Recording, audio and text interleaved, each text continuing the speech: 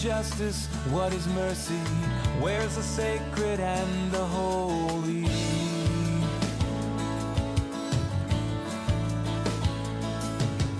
In this world full of choices, where's the truth in all the voices? Give me an answer. Don't waste my time. Tell it to me straight. The truth is getting hard to find. I have objections to what I've learned. I have questions and concerns. Give me an answer.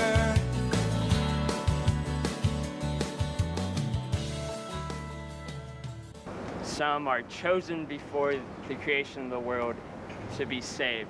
The question is, if that is true, and there's also free will, then how can a loving God condemn some people to hell before the creation of the world? Okay, very good question. When the Bible teaches that God is all-knowing, I am convinced it is not meaning by that God writes on a piece of paper what you and I are going to do tomorrow, locks that paper in a bank vault, and tomorrow you and I have to do what's written on the piece of paper. That's determinism. That's fatalism. That's, I did what I did because it's written in the stars. You will find that in Islam. Islam is not a relationship of personal nature with God. Islam is submission to God, to the will of God. And fatalism and determinism are clearly taught in Islam. It's the will of Allah. It's the will of Allah. And the will of Allah is what happens. I would argue instead what you've got in the Bible is a combination of God is all-powerful, but God chose to partially limit his power by giving us a free will. Which means there is coming a day of judgment when God will hold us responsible for the free decisions we've made. And if we've chosen to live our lives separate from God, we'll spend eternity separate from God. That will be hell. But if we chose to live our lives together with God, we will spend eternity together with God. That will be heaven. Now, how is it possible for God to be all-knowing and you and me to have free will? That's the hard question. When we say that God is all-knowing, what we mean is, due to God's perspective, outside of time. Remember, the Bible reveals that God is eternal. No beginning, no end, which means God is outside of time. Due to God's perspective, God sees what you and I will freely choose to do tomorrow, today. Because God lives in the eternal now, outside of the dimension of time, God is in a position to see what you and I will freely choose to do next week. That is how God can be all-knowing, and you and I can have free will. So do you necessarily think, I mean, because there's definitely some that say John Calvin was completely right, that there was, you're kind of taking a gray side versus the black or the white. That's right. So how would you respond to those who say the only way that you can realize this, the only way you can be a Christian is the fact that God allowed you to hear, that God allowed you to connect it? Right. And my response is, in Philippians 2:12 and 13, Paul puts those two ideas, the sovereignty of God and free will, side by side, and he doesn't explain them. In Philippians 2:12 and 13, Paul writes, work out your salvation with fear and trembling. That's personal responsibility, free will. Work out your salvation with fear and trembling, with awe. For it is God who is at work within you. That's the sovereignty of God. You know, Paul takes those two ideas, puts them side by side, and he does not answer the question, how do those two ideas come together? So that is a mystery for me. I do not know exactly how those two ideas come together. Here's how I think it through, partially. If I were to stand here and say, you want to know why I love God? Because I'm awesome. That's why I love God. Because I'm just an awesome altruist. I'd be lying through my teeth. The only reason I love God is because he first loved me. And by his Holy Spirit, he's reached out and drawn me to himself. I am convinced that God loves every single one of us. That's John 3:16. For God so loved the world that he gave his one and only Son, that whoever, not the elect, whoever believes in him should not perish but have eternal life. So, free will and the drawing, the power of God are both part of me coming to faith. But guess what? I don't think you have to listen to the skeptic too long before it becomes embarrassingly clear that Jesus Christ is the truth. And what I mean is, I'm still asking that same question, those two questions.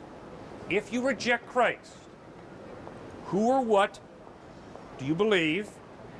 And secondly, what's the evidence that what you believe is reliable? And just listen to people answer those questions. Sir, it's embarrassing. It's really embarrassing. I don't care if that person is Richard Dawkins or somebody at this fine university. See, what's a cynic? A cynic is a parasite. A cynic is someone who breeds off of the beliefs of others. But you see, you can't live on cynicism. The question is, when you put your head on your pillow tonight, who or what are you living for? And what's the evidence that what you're living for is true? See, everybody has faith. The materialist has faith. But the real bottom line in life is the material. Maybe that means money. Maybe that means expensive toys. But they've got faith that that's what life is all about. How about the empiricist? I can promise you the empiricist has faith. The empiricist's faith is, the key to reality is what you see, what you smell, what you taste, what you touch. That's what reality is. How about the pantheist? The pantheist has faith that meditation, meditating on nature, and getting in touch with everything is the key to life. Really? And then why don't you listen to the local Darwinist? The local Darwinist has faith that biology is really where it's at, and biological evolution is the basis. And Dr. Coons, your philosophy professor, stood right out here and hit it on the head. He nailed it beautifully when he points out, if you embrace Darwinism as your worldview, do you know what that does to rational thinking? Do you know what that does to love? Because survival of the fittest teaches us, why on earth would you give your limited resources to a handicapped person in a wheelchair? It's survival of the fittest, ladies and gentlemen. And if that's true, survival of the fittest, then the eugenics of the Nazis is not irrational. It's perfectly rational. It's not that you have to go that path. You can go the path of Albert Schweitzer. But the point is, the path of Albert Schweitzer is not the right one, and the eugenics path of the Nazis, as they destroy the epileptics because they're a drain on the Aryan race, is not the wrong one. It's all relative. But you see, we don't exactly experience life that way, do we? And that's why when you begin to look at Jesus Christ and you begin to parallel your experience of life and how you want to live life, you begin to realize Christ defines reality in a way that makes more sense than any of the options. So a child in Africa who does not have the information that skeptics have, does not have the knowledge, does not have the insight, does not have the literature that an informed Western society would have.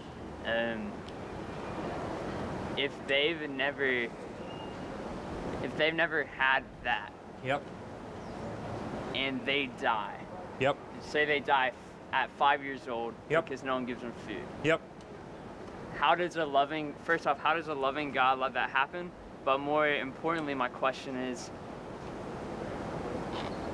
if the basis of someone coming to know Christ is through something rational, Yep. or some human connection, Right.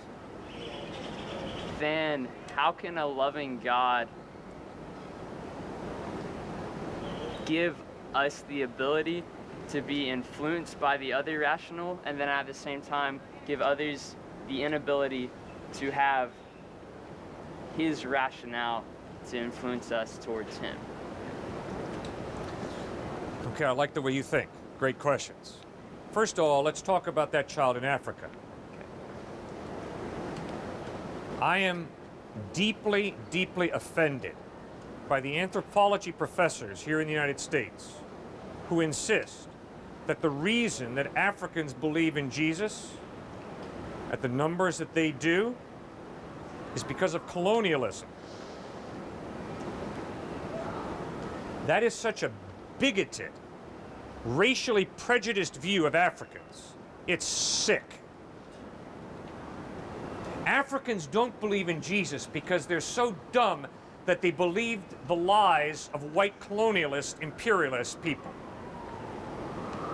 Africans have seen very, very clearly, as South Africa has shown us in the past 25 years, that white imperialism stinks.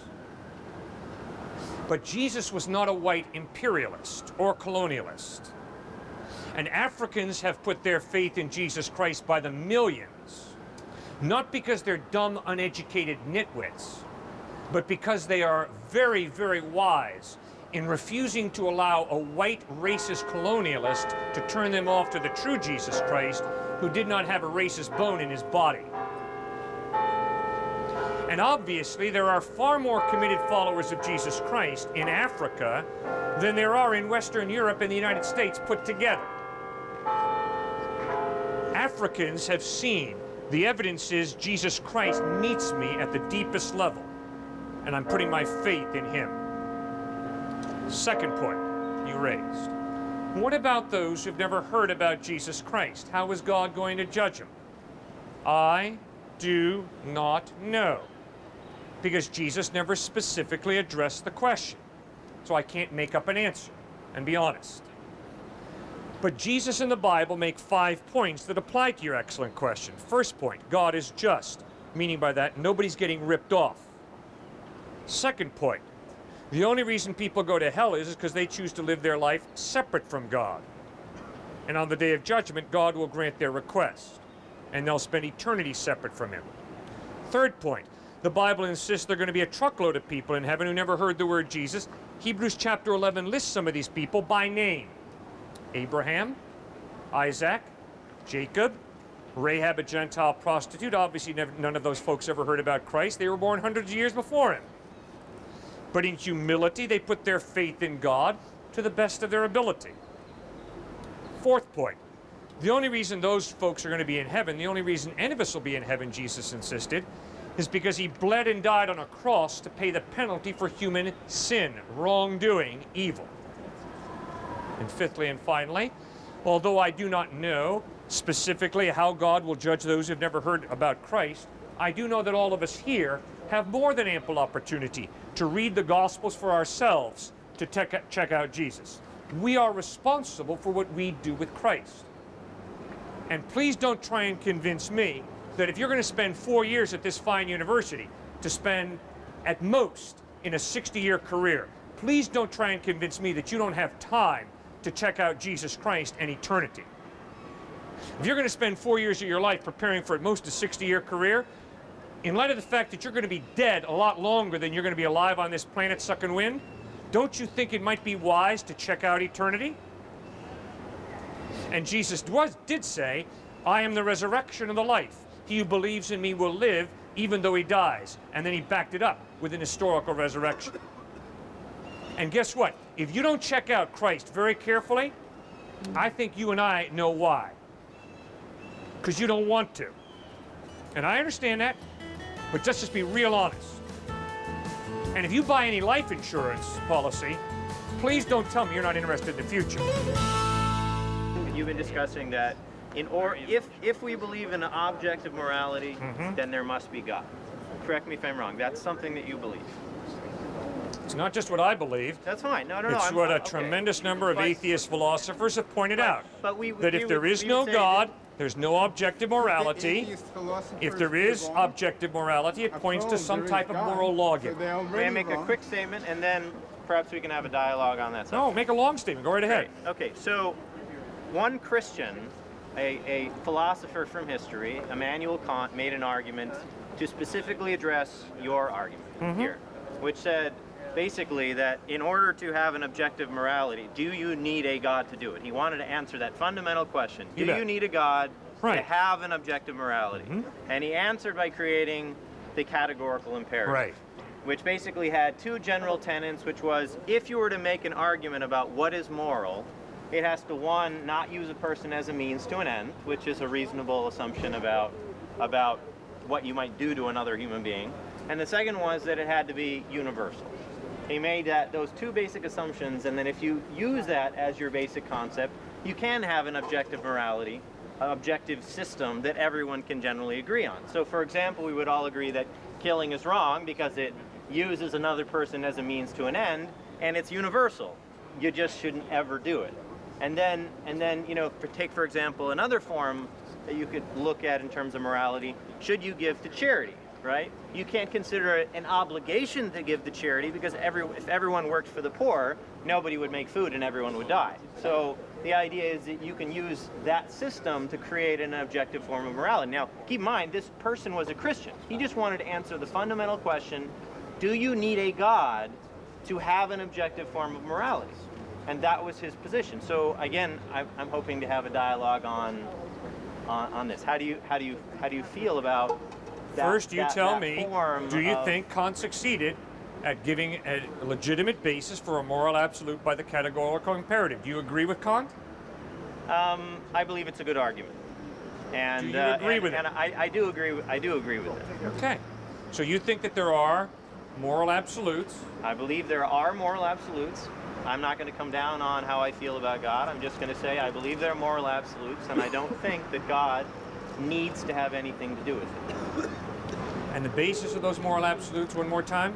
Is one, you can't use a person as a means to an end, and that moral objective has to be able to be applied universally to everybody. How do you feel about that? I agree with Nietzsche. Nietzsche poured scorn, intellectual scorn, on people who rejected a supernatural God, who rejected Christ, but tried to hold on to the idea, don't harm people. Nietzsche's point was, if you take the supernatural God, if you take Christ out of the ethic, it all crumbles. Nietzsche's point was, power, will to power, and don't do anything to stop the will to power. Okay, I mean, I can't really argue with that, and I don't know enough about it. Tell me more. Well, it just makes perfect sense. Obviously, Kant had a biased opinion that not harming people was good. Yeah. Well, that's Kant's opinion.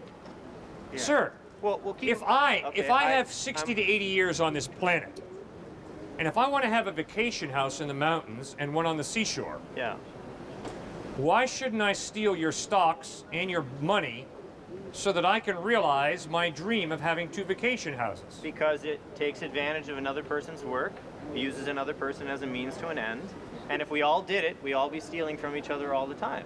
So again, apply the categorical imperative to it, and you know that it's immoral. Oh, baloney, sir. Boom. There we go. You know very, very done. well. You know very, very well that you and I are not stupid enough to steal in such a way that we'd get caught. Only stupid people get caught. So we will steal from each other and get our vacation houses, and there's nothing wrong with that, because I have some children who would really like a vacation house on the ocean. So therefore, because I love my children, I'm going to steal everything you have so that I can get that vacation house. Yeah, but you keep and if you tell me that that's wrong, I'm going to tell you, well, sir, that's your biased opinion, Sure. But my biased opinion is that I only have 60 to 80 years, and I want the vacation house on the shore. And sure, it's all relative. Pass for a moment. If reality is that there's no life after death, if reality is that morality really is relative, then why should I bow to Immanuel Kant's particular bias and prejudice? But remember, I don't Why believe should I that bow morality to- is relative. I believe that my choices are nothing to do with my self-interest. I believe my moral obligations to my fellow man are applied to a categorical imperative. And if everyone followed it, the world would be a better place. So I follow it. Who defines better?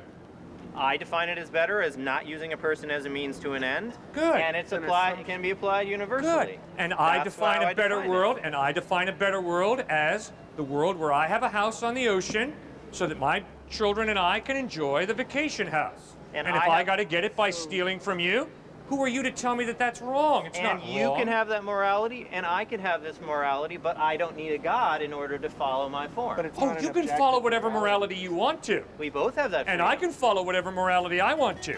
Maybe there And is if no there is no objective. God, But one these- is not right, the other's not wrong. It's just bias. It's just relative. Why have you chosen to make such a deep commitment to a liberal arts education? I think that is completely irrelevant to my question. Could you answer the All right, question? I will answer you. Your head up. All of us here have faith, especially you, Oh, do I? because you're living for something, as I am, that you can't prove is true. That's not necessarily true either. Of course it is. Okay, so what am I living for since you're feeling I willing don't to tell know. me? That's what I asked you, and I don't think you're really willing yet to That's because answer you my haven't question. answered my question. Oh, I've been answering you all afternoon long. No, you haven't. You've never. Absolutely I have. You've never explained to me how you can not shave off that assumption and how the creator doesn't need a creator. And if Because you, because the creator does not have a beginning. all right, so why The can't time creator, not have a which is beginning? sort of the you same see as that? an See, I'm answering you. You said the same answer and over and over. And over I've explained to you why your answer doesn't answer my question, which is that if this God doesn't need a creator, then why can't we say that time doesn't need a creator and time is eternal? You can say time doesn't need a creator, but you cannot say the universe does not need a creator because the universe has a beginning. All right, so You cannot say that human life doesn't need a creator because human life has a beginning. How do Human you life know has the not universe always has a existed. beginning? So therefore, the question is, what is the most reasonable answer to the question? Who or what created the universe? Who or what created human life? An atheist is someone who says, chaos created order. I can't buy that. That is irrational. An atheist is someone who says, life was created by non-life. That is irrational for me. I only see, observe, and experience life coming from life. I never once see or have been shown life coming from non-life. Never once have I been shown order coming out of chaos by chance. That is why it is irrational, it is irresponsible for me intellectually to say, the evidence is there is no God. No. The evidence is there's got to be a God. all right, you haven't answered the question, which is why I'm going to address your point so that you can answer my question more clearly. All right. So you said that there's no example of order coming or order of complexity coming out of non-order without some kind of divine creation. Now I give you the example of evolution by natural selection.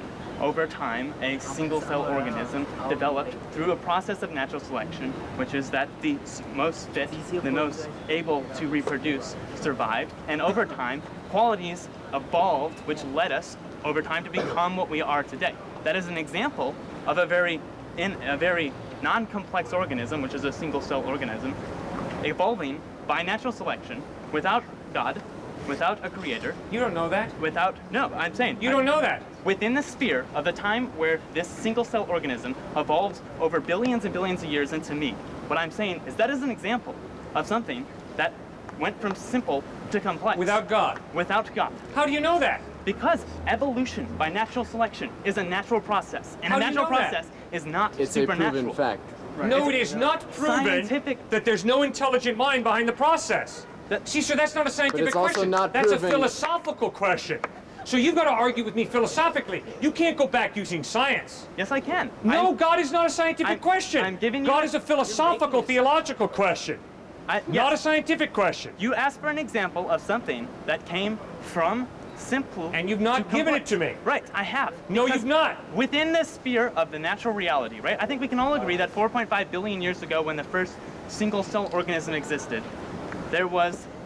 That cell existed until now, which is outside the realm of God. How do you know what started that cell? How do you know what started anything? Well, I can promise you, all around us, we never find life coming from non-life. So for you to try and argue that 4.5 billion years ago, all of a sudden, life came about from non-life, wow, you better have some pretty solid evidence to back that one up. So must you, because you say that God... No, I do! Look at reality. When do you get plant life coming from inanimate matter? When do you get a human life coming from non-life? You never do. When do you get a... You only get life coming from life. You never get life coming from non-life. It's that simple. It's not that complex, guys. When do you have this complex God come from nothing? When do you have that? When does that happen? That's a totally different question. No, it's not. Stay in the kitchen even though it's getting hot, guys. It's getting real hot, isn't it? When do you have life come from non-life? When? You said never. Never does that occur. So God never occurred. That's not true. You said that God was living. It's far more reasonable to believe no, it's not. In the beginning a living being creates life than it is to believe in the beginning non-life creates life. So what living being made the living being of God? I mean, you say that it's not. You said that that's not reasonable. You said that it's not reasonable to assume that something living was not created by something living. All right, sir, let's just put it this way. I'm not as intelligent as you are, so I can't give you a good enough answer. I've tried my best. Not once, not twice, not 5 times. I've tried at least 10 times, okay? Well, I'm interested in ideas, right? And I'm interested in finding what idea holds more intellectual balance and what has more weight to it. And so far, you've said that that's also something you're looking for. Now you're resigning and saying that you're not as intelligent and that you can't comprehend the fact that you have said multiple times that life cannot come from non-life, and yet you still say that this living God comes from non-life and he's been eternal. I did not say that. Yes, I said God is a living being who has lived for eternity. He has no beginning. He has always been alive. And you're not answering the ideas because you're contradicting yourself. Yes, I am not contradicting myself. I'm pointing out there's an eternal living being. And this eternal living being has created life. And why do I believe that? Because in all of my observations, I never have seen life come from non-life. I have only seen life come from life. That's why it is far more reasonable for me to believe in the beginning God than it is for me to believe in the beginning inanimate matter. But you have defined time as inanimate matter. You arbitrarily define God as living. I haven't mentioned time. You're the one talking about time all the time. So is time living? No, time is not living. Okay, why not? Give me an answer. Don't waste my time. Tell it to me straight. The truth is getting hard to find. I have objections to what I've learned. I have questions and concerns. Give me an answer.